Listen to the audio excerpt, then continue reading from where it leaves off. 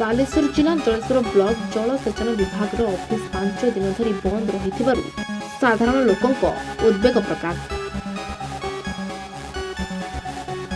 ସୂଚନା ଅନୁସାରେ ଜଳେଶ୍ୱର ବ୍ଲକରେ ଥିବା ଉଠା ଜଳସେଚନ ବିଭାଗ ଦୀର୍ଘ 5 ଦିନ ଧରି ବନ୍ଦ ରହିଛି। ବନ୍ଦର କାରଣ କିଛି ଜଣାପଡ଼ିନଥିବା ବେଳେ ଲୋକମାନେ ପ୍ରତ୍ୟେକ ଦିନ ଅଫିସକୁ ଆସି ନିରାଶ ହେଉଥିବା ଦେଖିବାକୁ ମିଳୁଛି। ତେବେ ମ୍ୟୁନିସିପାଲିଟିର ସଭାପତି ତଥା ସାଂସଦଙ୍କ ପ୍ରତିନିଧି दिन 11:30 समय सुवर्णरेखा नदीर रिंग रोड बंध निर्माण संपर्क में आलोचना करने जाई ऑफिस खोला हो नथिबारु विभागीय अधिकारी माननको फोन जोगे जोगाजोग करथिले मध्य केही फोन रिसीव करनथिले। एथिरु स्पष्ट बारी होउछि कि जलसेचन विभागର कर्मचारी माने लोकक पई केते तत्पर।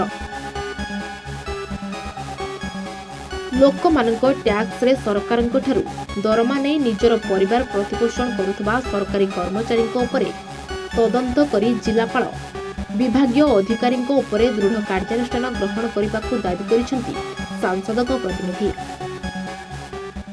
देखो आम गत 3 दिन धरिकी सुवर्णरेखार जो बंध काम चली रिंग रोड काम चली से बाबद assistant executive engineer Priyabrat Singh को पाखकू 3 दिन है जाऊँ। शुक्रवार दिन टेलीफोन रे कथा होती तार प्रत्युत्तर मिलने आज जी काली जी परदिन जी बंध काम देखी काम आरंभ कहीं होना एक कथा आम बारंबार पचारू ग्रामवासी सहित 3 दिन आसचु। आज मुझे जाइली आपंकर 3 थर धरिकी गलापर भी 11:30 आज आम आसिक बर्तमान भी पहुँचीचु।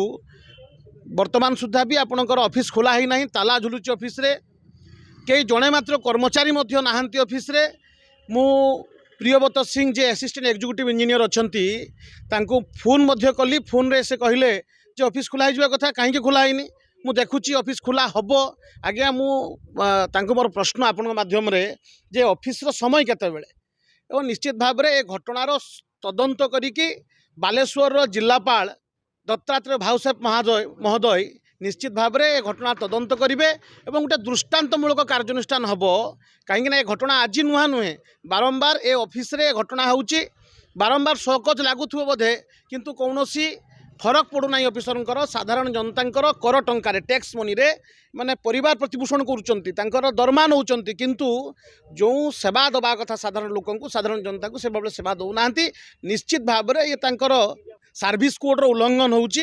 तो निश्चित भाव में आपणकर जिलापाल महोदय को निवेदन करुच्ची 5T रो सरकार मो सरकार समय निश्चित भाव में कार्यानुष्ठान ग्रहण करा जिवो। बालियापालरू लक्ष्मीधर प्रधान को रिपोर्ट।